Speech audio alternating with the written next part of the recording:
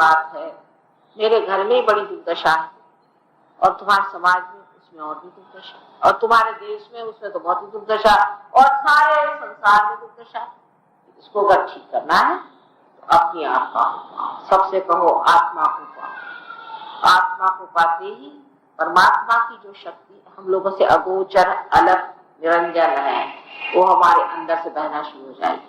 हम उसके पास हो जाएंगे, उसके प्रेम और उसके आनंद में हम बहेंगे। उसको पाओ, उसको पाए बगैर कुछ भी सुलझने नहीं वाला। आज सारा भाषण कर सभी जगहों पर दूर तो बहुत मुश्किल हो जाएगी, लेकिन आज मैंने स्वादिष्ठान और मूलाधार के बारे में थोड़ा सा बताया हुआ और थोड़े गुरु तत्व पे बात करी है। अपने अंदर का गुरु तत्व को जागृत कर लेना, ये हमारा परम कर्तव्य है। उस गुरु तत्व को जागृत करके और आप अपने ही को सही प्राप्त कर लें। आज संसार ऐसे कगार पर खड़ा है कि विध्वंस वहां से तो है, लेकिन अंदर से भी बहुत हर तरह की बीमारियां आज अपने सामने आने खड़ी। इन बीमारियों का कोई भी इलाज नहीं।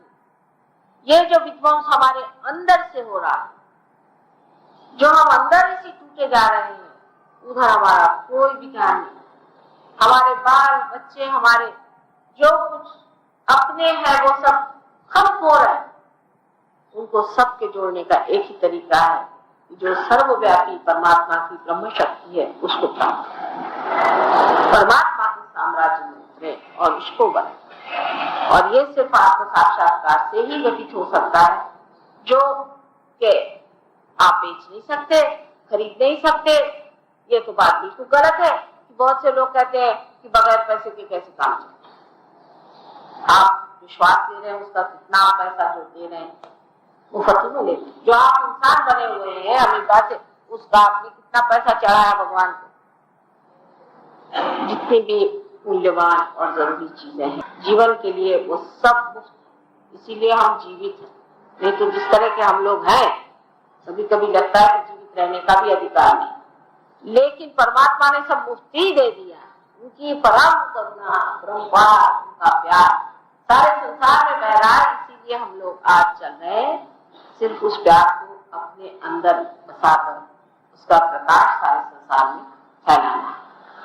कुंडलिनी के बारे में और हमारे प्रोग्राम 10 दिन तक है, आप लोग जरूर वहां उपस्थित हो और मैं इसके बारे में और आगे बताऊंगी कि कुंडलिनी चीज क्या है, उसका कितना सनातन हमारे साथ संबंध है और सनातन धर्म की जो विशेषताएं है उसको उभारना अत्यंत आवश्यक है। उसी प्रकार जिन्होंने निराकार की बात करी, उनका भी उसमें पूरी तरह से प्रकाश देना भी अत्यंत आवश्यक है। और अगर आप सोचते हैं कि एक तरफा चलने से आप कामयाब होंगे तो गलत बात है। सब चीज परमात्मा की बनाई हुई, और परमात्मा ने इस बनाई हुई चीज को ठीक रखने के लिए अपने ही कारिंदों को इस संसार में भेजा, या कहिए अपने ही स्वरूपों को इस संसार में उतारा हुआ है। तो उस चीज को आपको मानना और उसकी मान्यता लेकर के और उसकी मान्यता लेकर के और आत्म साक्षात्कार को आपको प्राप्त करना। आत्म साक्षात्कार के बाद आपको इसमें स्थापित भी होना पड़ेगा। ये नहीं कि आपने आत्म साक्षात्कार कर लिया और आप बैठ गए कि हाँ हमें तो ये पहली चीज है योग होना और योग की कुशलता पाना। एक तो होता है योग जिसमें कुंडलिनी का जागरण तथा ब्रह्मरंध्र का भेदन हो जाएगा, लेकिन इसकी कुशलता भी आपको सीखनी पड़ेगी और इसकी कुशलता सीखने पर आप प्रवीण हो जाएंगे, आप एकदम इसके मास्टर हो जाएंगे। वो कैसे और क्या, उसके लिए यहाँ पर आपके इस मोहल्ले में ही एक सेंटर है और जहाँ आप इसको सीख सकते हैं, जान सकते हैं और समझ सकते हैं और इसमें प्रवीण हो सकते हैं। बहुत आसान है, छोटे छोटे बच्चे तक इसमें निष्णात। और आज अनेक घरों में मैं देखती हूँ कि बहुत पहुंचे हुए पुरुष पैदा होते, लेकिन आप जानते नहीं कि पहुंचे पुरुष हैं। उनको समझने के लिए भी जरूरी है कि आप अपने आत्मा को जान लें, जिसकी वजह से आप उनको भी समझें। सबके लिए अत्यावश्यक है कि वो परमात्मा को जानने से पहले अपने आत्मा को जान लें।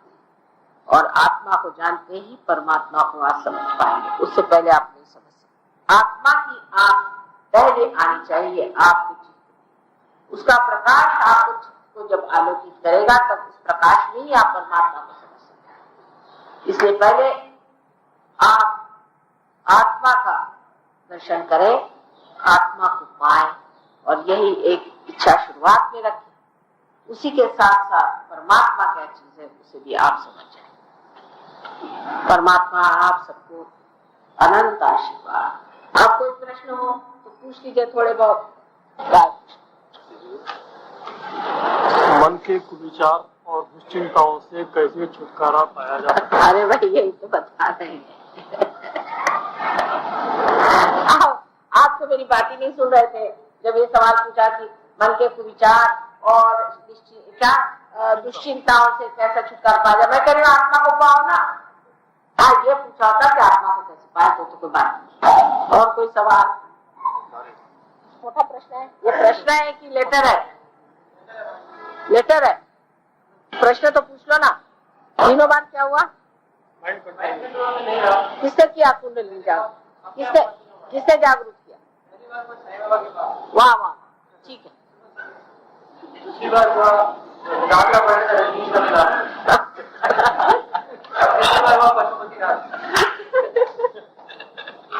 अब ये इसका जाहिर है।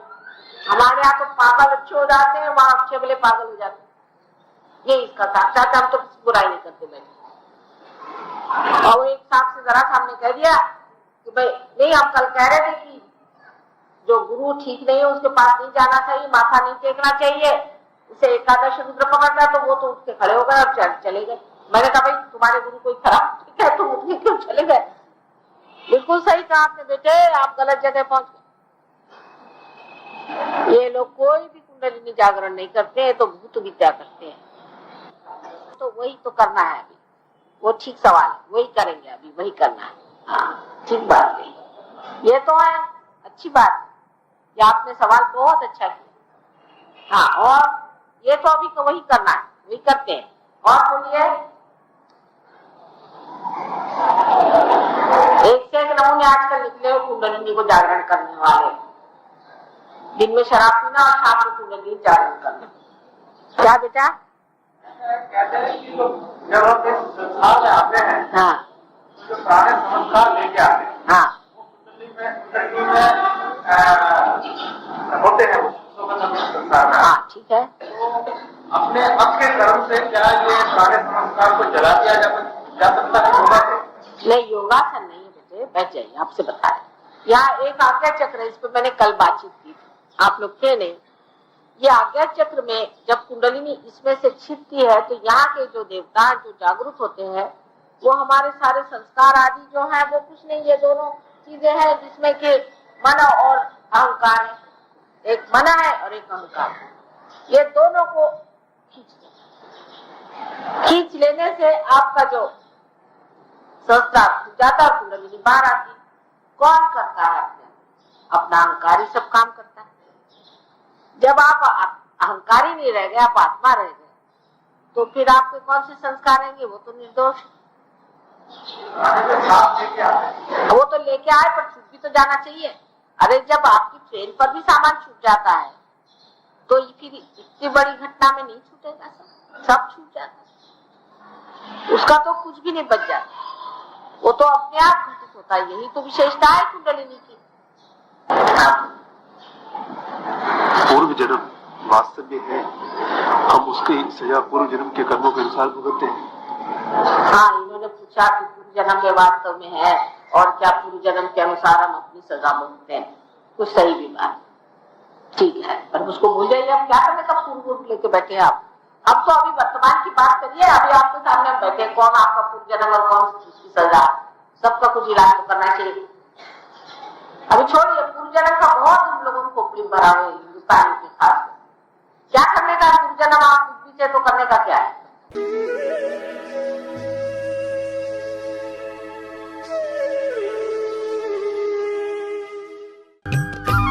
सब्सक्राइब कीजिए कुंडलिनी जागरण को और प्रेस कीजिए बेल आइकन को, जिससे कि आपको मिल सके हमारी लेटेस्ट वीडियो सबसे पहले।